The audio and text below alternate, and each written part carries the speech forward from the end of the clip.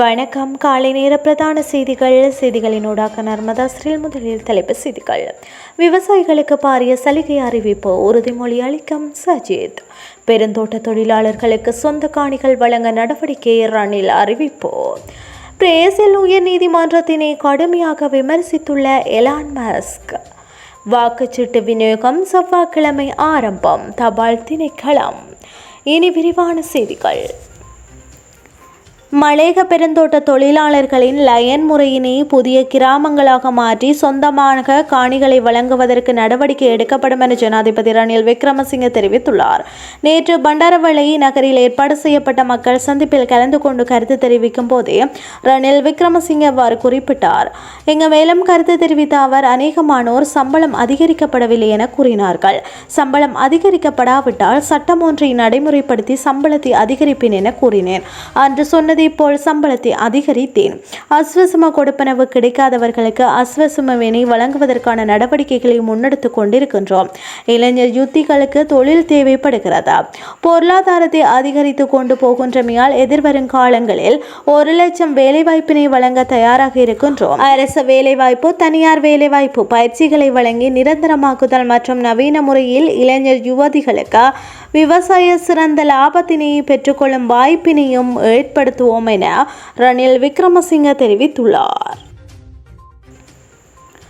மோசடியான வார்த்தைகளின் பொறிக்குள் சிக்கிக்கொள்ளாமல் விவசாயிகளை வளப்படுத்துவதற்கு 50 கிலோகிராம் உரமூட்டையை 5,000 ரூபாவிற்கு வழங்க உள்ளதாக ஐக்கிய மக்கள் சக்தியின் ஜனாதிபதி வேட்பாளர் சஜித் பிரேமதாச தெரிவித்துள்ளார். 2024 ஆண்டு ஜனாதிபதி தேர்தலை முன்னிட்டு சஜித் பிரேமதாச தலைமையில் நேற்று முன்தினம் அனுராதபுரம் மதவச்சி நகரில் இடம்பெற்ற பேரணியின் போது அவர் மேற்கொண்டவாறு குறிப்பிட்டுள்ளார். தொடர்ந்தும் அவர் தெரிவித்ததாவது, கொரோனா அச்சுறுத்தல், உயிர்த்த ஞாயிறு தாக்குதல், நாட்டின் வங்குரோத்து தன்மையை, நானோ ஊர மோசடி என்பவற்றின் காரணமாக விவசாயிகள் முழுமையாக பாதிக்கப்பட்டுள்ளனர். மோசடியான வார்த்தகர்களின் பொறிக்குள் சிக்கிக்கொள்ளாமல் அவர்களை வளப்படுத்துவதற்காக 50 கிலோகிராம் உரமூட்டையை 5,000 ரூபாவிற்கும் கிருமிநாசினிகளை களைக்கொல்லிகளையும் நியாயமான விலைக்கு வழங்குவோம். QR கோட் முறையில் மீனவர்களுக்கு, விவசாயிகளுக்கும், முச்சக்கர வண்டி உரிமையாளர்களுக்கும், பாடசாலை மாணவர் போக்குவரத்து சாரதிகளுக்கும், சக்தி திட்ட அரிசி ஆலை உரிமையாளர்களுக்கும் நிவாரண அடிப்படையில் எரிபொருட்களை வழங்கவும் நடவடிக்கை எடுப்போம்.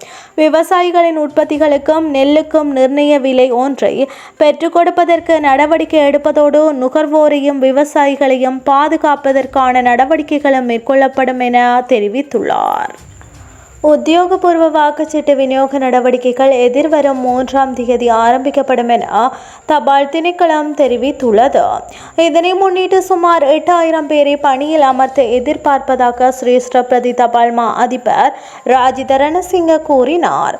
எதிர்வரும் 2ஆம் தேதி காலையில் இருந்து தபால் ஊழியர்கள் அந்தந்த மாவட்ட தேர்தல் அலுவலகத்துக்கு சென்று வாக்குச்சீட்டுகளை அடங்கிய பொதிகளை உரிய முகவரிக்கு கொண்டு செல்லும் நடவடிக்கைகளை ஆரம்பிக்க உள்ளதாக அவர் குறிப்பிட்டுள்ளார். இந்த பணிகளுக்கு தபால் திணைக்களத்தில் உரித்தான வாகனங்களும் தேர்தல் ஆணைக்குழுவால் வழங்கப்பட்ட வாகனங்களும் பயன்படுத்தப்பட உள்ளன.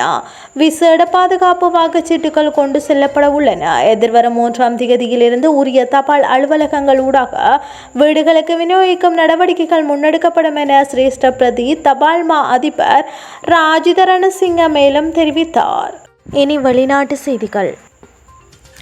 பிரேசில் நாட்டில் எக்ஸ் தளத்திற்கு தற்காலிக தடை விதிக்கப்பட்டுள்ள நிலையில் அந்நாட்டு உயர் நீதிமன்றத்தினை எலன் மாஸ்க் கடுமையாக விமர்சித்துள்ளார்.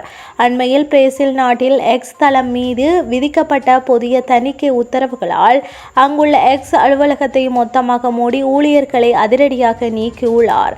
இந்த நிலையில் வழக்கை விசாரித்து வரும் பிரேசில் உச்ச நீதிமன்றம் பிரேசில் நாட்டில் எக்ஸ் தளத்திற்கான சட்ட விவகார பிரதிநிதியை அடுத்த 24 மணி நேரத்தில் நியமிக்க வேண்டும் என தவறினால் பிரேசில் எக்ஸ் நிறுவனம் முடக்கப்படும் என உத்தரவிட்டிருந்தது. பிரேசில் உச்ச நீதிமன்றத்தின் இந்த உத்தரவை ஏற்க எலான் மஸ்க் மறுத்துள்ளார். இதனை அடுத்து எக்ஸ் தளத்திற்கு தற்காலிக தடை விதித்து பிரேசில் உச்ச நீதிமன்றம் உத்தரவு பிறப்பித்துள்ளது. அடுத்த 24 மணி நேரத்துக்குள் எக்ஸ் தளத்தை பிரேசில் நாட்டில் இருந்து முடக்குவதற்கு தேவையான அனைத்து நடவடிக்கைகளும் எடுக்குமாறு நீதிபதி அலெக்சாண்டர் சி டி மோரேஸ் உத்தரவிட்டுள்ளார். இவ்வாறானதொரு பின்னணியில் பிரேசில் உயர் நீதிமன்றத்தினை விமர்சித்து சுதந்திரமான பேச்சு என்பது ஜனநாயகத்தின் அடித்தளம் என தனது உத்தியோகபூர்வ எக்ஸ் தளத்தில் பதிவிட்டுள்ளார்.